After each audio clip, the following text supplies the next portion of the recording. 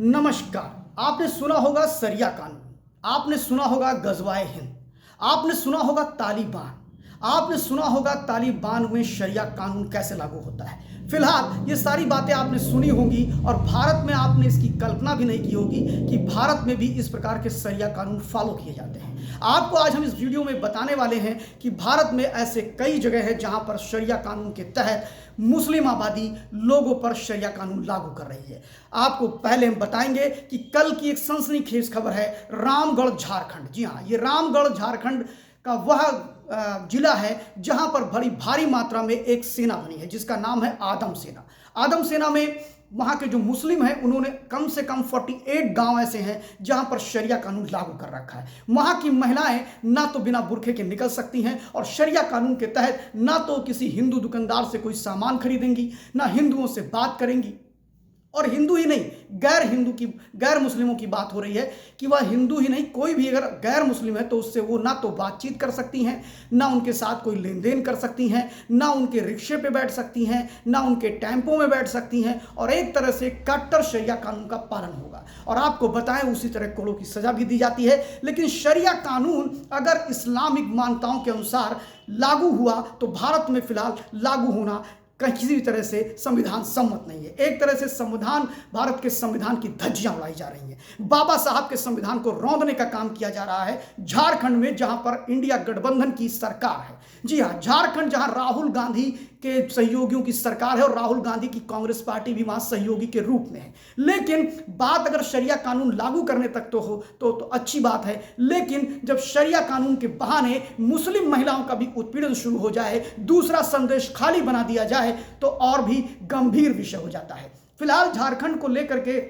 जब हम दुमका की बात करेंगे और झारखंड के दुमका के साथ साथ अगर हम जामताड़ा की बात करेंगे तो वहां तो जो ग्रामीण क्षेत्रों में प्राइमरी स्कूल हैं वह भी फ्राइडे को बंद रहते हैं। स्थिति तो यह है कि जो समाचार पत्रों में रिपोर्टिंग है कि दुमका और जामताड़ा जो कि झारखंड में ही आते हैं, वहां पर जो प्रेयर होती है वह भी इस्लामिक प्रेयर होती है। सच्चाई यह है कि वहां के लोगों को तय करते हैं कि पढ़ाने कौन आएगा और कौन नहीं आएगा। बहुत से अध्यापकों ने तो अपना ट्रांसफर करा लिया, कुछ रो रहे हैं क्योंकि उन्हें फ्राइडे को छुट्टी करनी पड़ती है, इतवार को स्कूल खोलना पड़ता है। एक बड़ी विचित्र स्थिति है। क्या भारत पूरी तरह से गजवाए हिंद की गिरफ्त में आ रहा है? बिल्कुल। जहां जहां भी झारखंड, जहां जहां भी ऐसी सरकारें हैं जो मुस्लिम परस्त हैं, जो मुस्लिम तुष्टीकरण करने पर जुटी हुई हैं, वहां पर शरिया कानून लगभग पूरी तरह से अडॉप्ट हो रहा है। और उस शरिया कानून में एक तरह देखा जाए तो ये मुस्लिम महिलाएं भी पिसती नजर आ रही हैं, जो कल तक बड़ी आसानी से किसी भी गली मोहल्ले में या बाजारों में जाकर खरीदारी कर सकती थी, आज वो बिना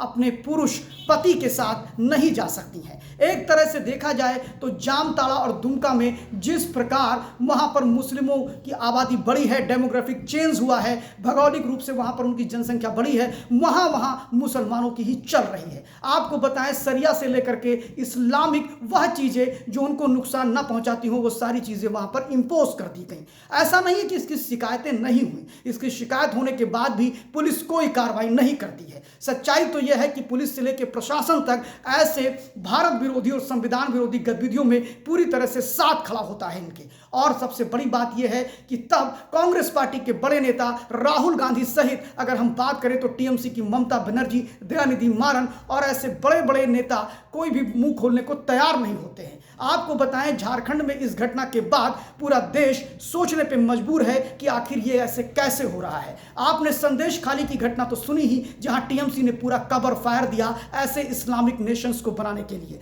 फिलहाल गजवाए हिंद की जो बात होती है उसका एक छोटा सा अंश है शरिया, और शरिया के मुताबिक इस देश के अंदर तालिबानीकरण करने का काम आदम सेना कर रही है। जी, आदम सेना 48 गांव में रामगढ़ जो जिला है झारखंड का, वो मिलकर के 48 गांव में शरिया को पूरी तरह से लागू कर रहे हैं और उसके बहाने मुस्लिम महिलाओं का व्यापक पैमाने पर उत्पीड़न भी कर रहे हैं।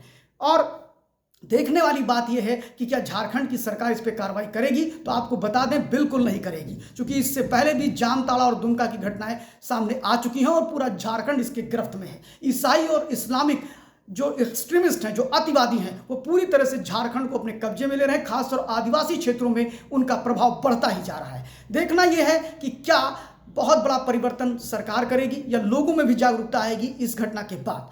आदम सेना कहीं ऐसा ना हो कि धीरे धीरे गजवाए हिंद को पूरे देश में लागू करा दे। फिलहाल मेरा ये वीडियो कैसा लगा? अगर आपको अच्छा लगा हो तो लाइक करिए, सब्सक्राइब करिए, बेल आइकन जरूर दबाइए। और भी ऐसे ही कुछ खबरें आपके सामने हम लाते रहेंगे और विश्लेषण भी। अगर हमारा वीडियो आपको पसंद आया हो तो कमेंट बॉक्स में जा करके आप अपनी कमेंट्स जरूर करें।